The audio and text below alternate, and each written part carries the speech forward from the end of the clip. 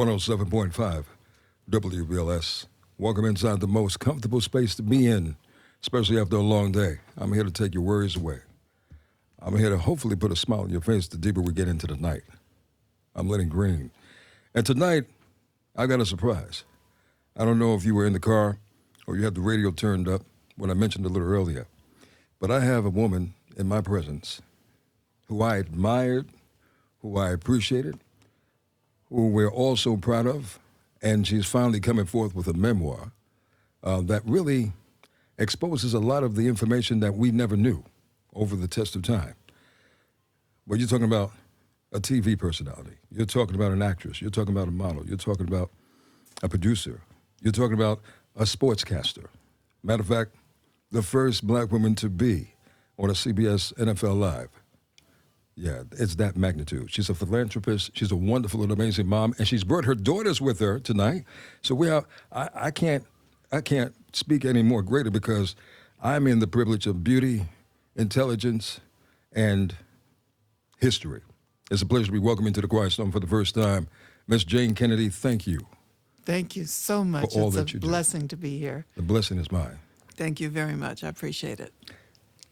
Plain Jayne. Plain Jayne. Why? There's nothing plain about you. Never has been, never will be. So Plain Jayne, what made you just come up with that title? Because it's just me. It's just Jayne, and what you see, what you read, so many times in the media is not who I am. So, I wanted people in this memoir to actually find out who I am. And at my core, I am just plain Jayne. Because, when I grew up, I was a tomboy. I had scrabby knees. I did bike racing. I did all those things. It was pre-Title IX, so I couldn't play sports. Wow. But, we created sports programs at our high school. And we did that, And then as I grew, I came to California. I promised my mom that I would never change from anybody other than Jane Harrison, who was her daughter. And I kept that promise all these years. And so that's why I think Plain Jayne is appropriate, because I haven't changed at all. Ladies and gentlemen, if you've observed this woman and her career growth over the years, you'll understand why I am so puzzled by Plain Jayne, because, obviously we all come from the foundation of where we are born from, and your mom and dad. I know Yes. this book is dedicated in memory of your dad. Yes, it is. And your mom she just what? She's like My mom is 94. God bless you. She'll be 95 in November. God bless you. God bless you. My mom went home at 90, so Okay. You're so blessed. You're so blessed. But to be a child of two amazing parents, that's where all that comes from. Your resilience. It is. Your fortitude. It is. And your a lot of focus. people, they say, like you read a book and you read about the struggles and how hard it was to just win and achieve and go to school and have friends and not get beat up after school and all of the things that you grow up, that are like make life so hard for you. And I was blessed enough that I didn't have those. So when I grew up, I got this wonderful upbringing, and my parents were just amazing. I had five girls in the family and one boy. He was the baby. Yeah. And, everybody came over to our house to play. That was the kind of place we had. And it was just amazing. And I've grown up with that spirit in me. And even when you're lonely on the road, which can get really bad sometimes, I always had that to fall back on. Well, no one beat you up. I took the brunt of that because I had students that beat me up after school. Well, I did have someone that was going to beat me up. They changed their mind, though. No. My sister took her down. Oh, wow. You are from Washington, D.C., aren't you? I'm from Washington, but I was in Cleveland at that time. Gotcha. And I was only in kindergarten. She was first grade. That's and crazy. They never mess with me again. I'm sure. I've got Jayne Kennedy in my presence. Look, if you'd like to just say hello, I'm going to open up the love lines real quick, 212-545-1075. We'll come back. I'm not going to keep her out too late. And we'll have a little more conversation about her latest memoir, Plain Jayne. It's 107.5 WBLS. 107.5 WBLS. Usher, baby, inside the Quiet Storm. I'm Lenny Green. Thank you for locking in and locking down with me. I've got company for us tonight. This company is amazing. I have one of the most phenomenal women that you have met, that you have seen, and that you have embraced. And her name is Jayne Kennedy. She has her memoir out, and it's called Plain Jayne. And this in-depth book, Miss Jayne Kennedy, covers a lot of areas, And I just want to tap on, like, from growing up, being black, beautiful, intelligent, ambitious, how rewarding and challenging was it from pageantry to TV to even film over that time? Well, a lot of people thought that I started in the, and thank you for listening in, but a lot of people thought I started in the pageant industry, but I started as a model when I was in 10th grade. And I even, as a matter of fact, I just remembered I delivered newspapers when I was in No 8th way. grade. I would get on my bike and toss newspapers just like every other kid. But, when I was in 10th grade, I started modeling as part of the May Company Teen Fashion Board. And then, I started doing other things. I became nominated for Vice President of the United States Girls Nation. And Wow. I was sworn into office when I won by Spiro T. Agnew. So politics was a big part of my dream at that particular time. And then I started doing the Out of Sight show with TV and Mike Wow. in Cleveland with Leon Isaac Kennedy. And then we decided, we weren't going to get to be able to fulfill our dream unless we actually moved to Los Angeles. But the pageant came up when my mom decided that the way that I was going to be able to pay for college to become a politician, because I fell in love with Shirley Chisholm, Yeah. would be if I entered a pageant, because I could maybe win some money. And so she signed me up for Miss Ohio, and they called and they said, yeah, you would try out for Miss Cleveland. I got that, went on to become Miss Ohio, and went on to the Nationals, where I came in the top 10. So people always, they always look to that as being my beginning, but it actually wasn't. And I didn't even carry that forward, because when I got to Hollywood, everybody thought, oh, well, she's a beauty queen, we're not interested. And so I just took it off my resume altogether. And so I've made my own way. Yes, you did. Yes, you did. Well, I'm kind of curious to know what strayed you away from politics, because Shirley Chisholm was definitely a great influence on you. Shirley Chisholm was a huge influence on me. But man, I'd been acting since 8th grade. And when that opportunity came, I just, it put its clenches in me, and I just couldn't turn away. I just loved it, And the one time that I took a lot of classes in acting throughout the years. But the one time that meant the most to me was after my divorce, and I was going through a lot of struggle in the 80s. And trying to find my true identity. I was no longer, just child of my parents or someone's wife. I was on my own for the first time in my life. Wow. And I started going back to drama classes, and I found a great relief in finding who I was. And I think that's always been part of what I wanted to do. I'm always searching, who am I? And that class that I did that night, and I did a scene from Lady Sings the Blues. And it was when, I call her Diana, but that's her own name. But when she was, and Lewis comes in and he tells her that she has to stop being on the road because she's heavily in the drugs at that time. Wow. And I did that scene, and it was from my heart.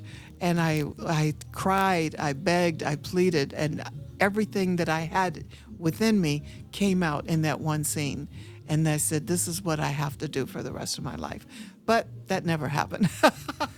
I went on and I started doing a whole lot of other things because, people have told me that I should teach a master class in strategic pivoting because I'm always pivoting in my career. That may not be a bad idea. I mean, you got the book. Master class, you could do it in the comfort of your own home and, just record it. So I it's something to think about. That is something to think about. I hadn't thought about that. Okay. Yep. And unfortunately, that wasn't the only mishap. I understand you were possibly chosen. You were supposed to be one of the Charlie's Angels. They were considering a role for you. Yes. At some point. Yes. And then yes. that got kind of pushed off to the side. They said that I was too tall because the other two were maybe 5'4", and here I was 5'10". But they kept calling me back, trying to find someone to partner with me that would give them the opportunity to hire two tall women, and it didn't work. So Charlie's Angels became, a vision in my rearview mirror. But then another producer started doing a show called Cover Girls, and it was basically a ripoff of Charlie's Angels. That's crazy. And they called me and they said, the producer wants to see you. And I was in the shower. And they said, they want to see you right now. And I'm going, I don't have makeup. My hair's not done. So I jumped in my car anyway, and I drove on down there and got to the studio, and they said, we want you. Wow. But then they couldn't find anybody to pair me with.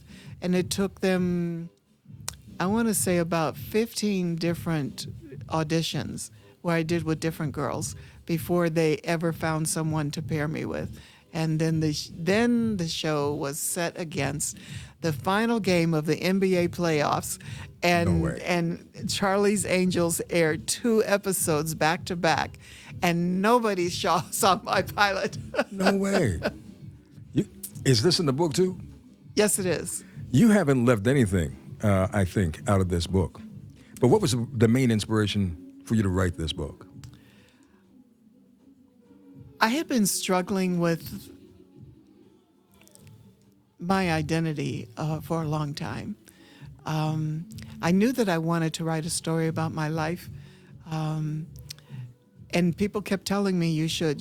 Through years, people kept telling me, different people all the time, you need to write a book. But it wasn't until my parents' 50th anniversary in 2000 that I just finally decided I'm going to go ahead and write. And I just started vomiting information, just whatever is in my mind, I wanted to get it on paper. And then I would figure out what the layout was. I didn't know what the purpose of the book was at that particular, but I did know it was going to be Plain Jayne. And so over the years, the essence of the book changed. And then I finally got to the point where I said, I'm happy with this journey. And I stuck with it. But I knew that in telling that story, I'd have to dig deep. So, And you did. and I learned a lot. I learned a lot about myself through the path. And I'm hoping that through this journey, because I wrote it in 4 parts. Jane Harrison, growing up, Jayne Kennedy, being married in Hollywood, Jane Overton, being a mom and all that brings with motherhood, and then Plain Jayne, which was the final part, was who are you at your authentic core? But then I found out that in my journey for finding out who I wasn't who I thought I was. Really? And I said, well, now I'm going to need overtime. I'm going to need another part. But I think it's a good tool for people if you can write about yourself and learn the most about you, and especially if you have someone that you respect and admire, that might give you some more input and intuition into finding out who you are. Well, thank you for being so brave to expose your life and dig deeper within yourself Thank to you. bring forth this information, because it's definitely going to be healing, awakening to so many, and you'll see as you continue this journey. There's a lot in here that will uplift you. The story about how I first met Muhammad Ali. I know, I read that story, yeah. And you would cry at some of his bouts, I heard. I forgot what bout he was playing and fighting in, and you were kind of emotional. I was very caught up in the Thriller in Manila, because he was my hero, and I just wanted him to win. And it was the first time I'd seen a boxing match where there were people from all over the world, all languages, all clothing. And this is back in the day when you used to dress for going to a fight. Now you can wear sneakers and jeans. Nah. Back then, and you have all these dignitaries from foreign countries wearing their best garb, and they're all there to watch Muhammad Ali. He enters the stadium and everybody stops. Then it's Ali, Ali, That's crazy. Ali, And you then it witnessed all just that. keeps going. Her name is Jayne Kennedy. I'm not going to keep her too much longer, but if you'd like to say hello, 212-545-1075. Let's slide into another one of your favorite slow jams. I'm going to send this out to everyone who might be with that special person. I got a special lady with me tonight, that's for sure. Her name is Jayne Kennedy, baby. You know about her. You read about her and you've seen her many times. Here's MJ, 107.5 WBLS. 107.5 WBLS, that's Leon Thomas, and that's entitled Mutt. I'm Lenny Green, baby. Coming up in the next hour, ladies, perfect opportunity for you to run a bubble bath and just kick back and chill if you've had one of those stressful days. Light a candle, pour a glass of wine. Jayne Kennedy is with me. You had a stressful day today? I did. Well, I want you to know, That Miss sounds Kennedy, good. no matter where you might be in the world as you do this book tour, you can go online and listen to The Quiet Storm after your long day. I'll put you in a different zone. That's all I can say. And I'll bring back some good musical memories for you, because I know you love music. Oh, absolutely. I know you do. I know. Absolutely. You know, I saw something recently. I think you saw an advertisement, because it's in the book, and you saw a picture of Kerry Washington. Yes. And you said, wow, if only, back in the day, you had gotten that kind of exposure. Yes. But at the same time, no one really understands the magnitude and challenges you went through, breaking the color barrier, first Yes. level, then dealing in a male-dominant environment, Yes, especially when it comes to sports. Especially when the reporters did not want to acknowledge that a woman was doing it and that woman happened to be black. Like, you probably changed their colors over and over again. But before I go into commercial break, what's the and you have many stories and you have many memories. What's the positive that you took out of that as you were going through it? The NFL Today? Mm-hmm. NFL Today. The positive was that, well, gosh, I had so much joy from doing that show. I wanted to make sure that the players were seen as they were, as human beings, and not as just, a number on the back of their jerseys. So I made so many tremendous friendships that I respect to this day. And I remember one time when after CBS fired me, and they will tell you that I quit, and they put it all over the media, but no, they fired me 3 times. No way. 3 times they fired me, and they kept coming up with another excuse, and every time I challenged them, every single time. And so, that's one of the messages I tell people is never quit. Don't let a no tell you that's the end. But when I did the NFL Today, I did a special called "You Are Looking Live" that aired just before the Super Bowl a couple of years back, and they were talking to the different people about what was their favorite part of the NFL Today. And I thought that they were going to censor me and not let me speak what I wanted to say. They said, "Well, go ahead and say it." And I'm figuring they're going to just edit it out, right? But I was able to tell, my version of how I left the show. I would have never left that show on purpose. I know that's right. I loved doing that show, and I loved what it represented. And I loved the fact that I could make a way for black women to come. And I hear people tell me all the time, I made my children watch you. Oprah Winfrey, Gayle King, they said they would watch me, and they would say, jumping up and down, color people on TV, color people on TV. And it inspired other people, I can do this too. I have so many people that tell me, watching you inspired me that I can do. Whatever it is that it is you want to do, you can do. And ladies and gentlemen, when you read this book, Plain Jayne, you're going to be inspired, and you're going to get that fire like Miss Jayne Kennedy. I'm Lenny Green, and in our company tonight, Miss Jayne Kennedy. The book, the memoir, is out, called Plain Jayne, and it's available everywhere, isn't it, Miss Kennedy? Yeah. Everywhere. Everywhere. Now, you jumped off this wonderful tour here in New York, but you're traveling Yes, I am. to promote this book. Yes, I am. You already been to Ohio. Yes, I know did. the mayor already gave National you- Association Oh, of I know. Black Journalists gave me a Lifetime Achievement Award. And the mayor of Cleveland gave me a proclamation naming it Jayne Kennedy Day. We had a lot of fun in Cleveland, Ohio, as my hometown. Yes. So that was big. That was big. And then we're going to Fort Lauderdale, Florida, on to Miami, Florida, and then Sacramento, California, Oakland, California, and St. Louis, and more to come. More to come.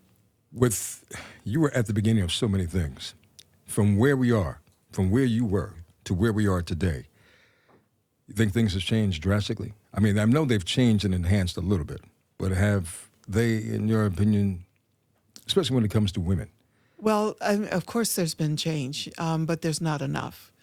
Because, like I remember I was watching an awards show and I was watching this very prominent actress and she said, thank you so much, in her acceptance speech. Thanks you so much for this honor.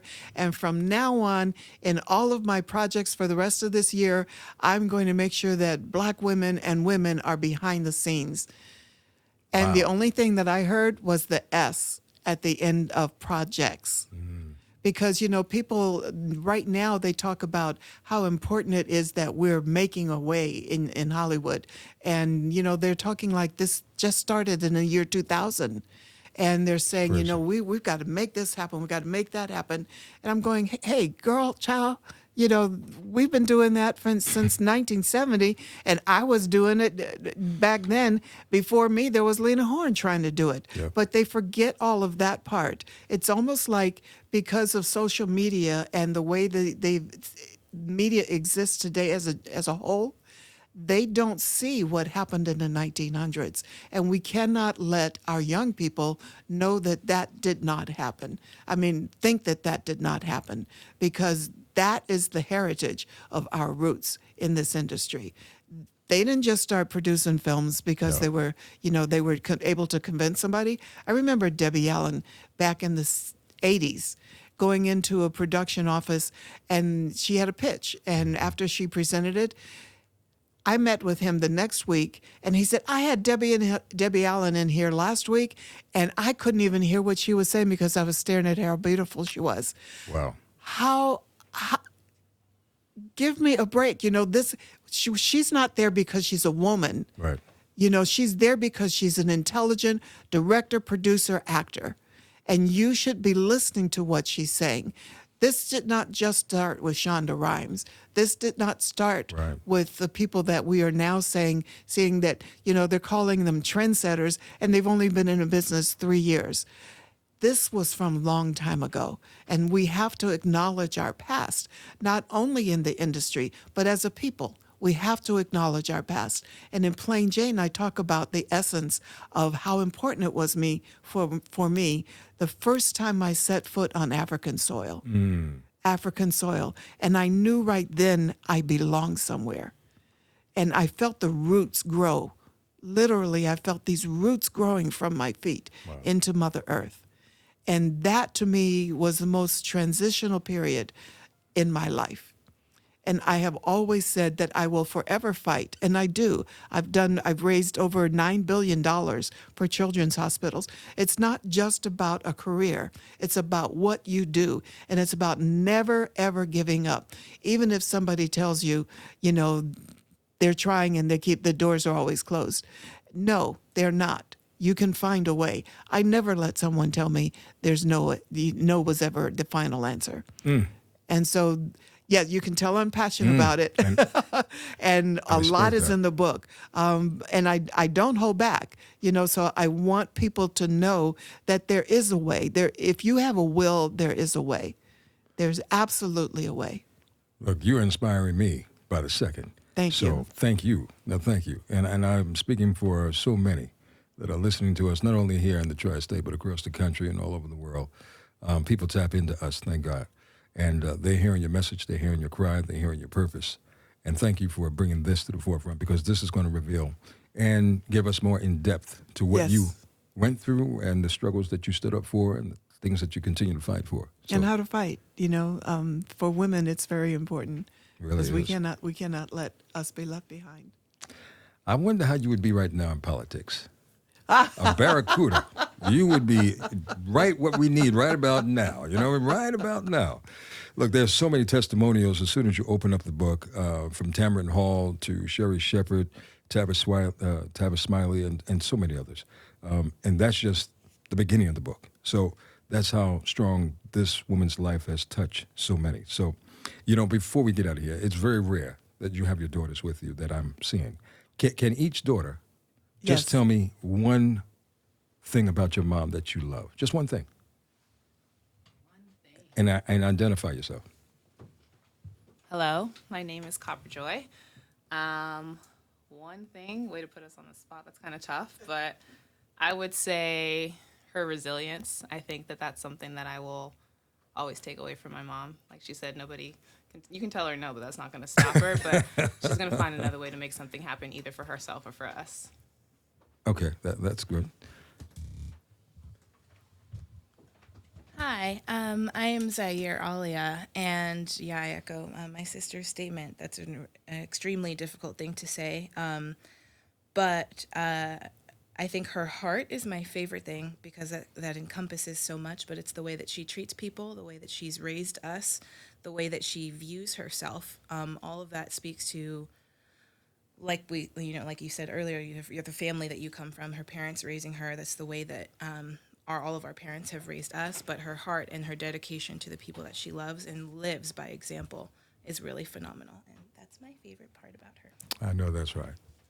Hi, I'm Cheyenne. The oldest. I'm the bonus. She had me the easy way. But I'd say the most memorable or best thing to call out is just your poise and your kindness. You've always been a sweet individual. And I think they always say they don't remember what you say, they won't remember what you did, but they'll remember how you make them feel. And you always make people feel loved and appreciated. So love you, Mom. Thank you. Thank you. Thank you, girls. Thank you, girls. You know, Cheyenne was the reason I started my family because she's my stepdaughter. And she and I were out when she was 2 years old. And we're going into a store. And I got out of the car, started walking, and she came out the other side of the car. And she started running to catch up. And she said, "Wait, Mom." And I said, "Mom." And in the back of my mind, I said, I got to get me one of these. Well, you did a And great then came job. Savannah, who is not here today. She's with her son, my grandson, who is 11 months old. That's wonderful. And his name is Jairus. And so, yeah, they're listening right now. They're listening. Hey, baby girl. But they're my joy. They are my life. And without them, I wouldn't be strong enough to do this. And I truly mean that from the bottom of my heart. Well, thank you for bringing us joy and wisdom and awareness. Thank you. May God continue to bless you and walk with you. But thank you for stopping by the Quiet Storm. And anytime you feel like coming through, just let us know. I certainly You will. always have a door and a chair Thank and a you. microphone because I know you need that. Thank you. And thank you to the audience out there. I miss you. I miss you guys a lot. But she's going to see you soon. Just look out for her as she travels the country talking about Plain Jayne and making sure you get the understanding. Jayne Kennedy, blessings to you. Thank you so much, sir. Ken Simmons, you did it again. Let's go. Get ready, ladies. Run the bubble bath. I can't put you to sleep tonight, but I am going to put you to bed. Welcome to the Quiet Storm. It's 107.5 WBLS.